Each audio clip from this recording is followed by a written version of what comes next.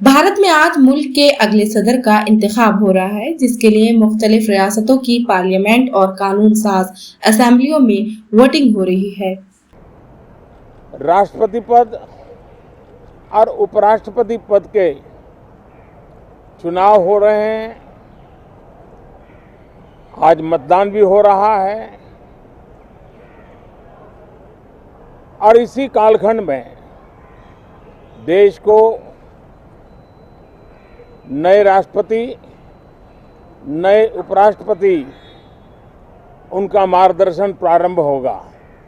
झारखंड की साबिक गवर्नर द्रौपदी मुर्मू हुक्मरान नेशनल डेमोक्रेटिक अलायंस (NTI) की जानिब से इंतखाबात में उम्मीदवार हैं। अपोजिशन ने साबिक मरकजी वजीर यशवंत सिन्हा को अपना उम्मीदवार बनाया है। सदारती इंतखाबात में अब तक आमतौर पर हुक्मरान जमात को ही बढ़तरी हासिल रही है।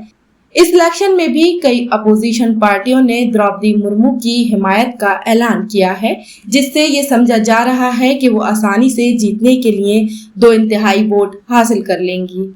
पार्लियामेंट के दोनों ऐवानों, रियासती कानून साज असेंबलियों, कौमी राजधानी दिल्ली और मरकज के जेर इंतजाम इलाकाई पुडुचेरी के मुंतखब अराकीन सदारती इंतखाब में वोट डालेंगे। मुल्क के 15वें सदारती इंतखाबात के नताइज का ऐलान जुमेरात यानी 21 जुलाई को किया जाएगा। हम लोगों को राष्ट्रपति भवन में कोई मूर्ति तो नहीं चाहिए, आप समझ रहे हैं? हम लोग राष्ट्रपति का चुनाव,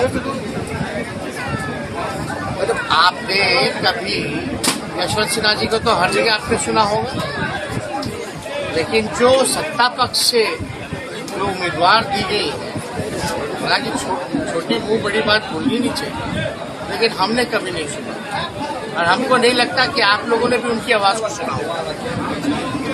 एक भी प्रेस वार्ता जब से उम्मीदवार बनी है, एक भी प्रेस वार्ता नहीं किया। अगर द्रौपदी मुर्मू सदर बनती हैं तो वो मुल्क की पहली कबायली सदर होंगी।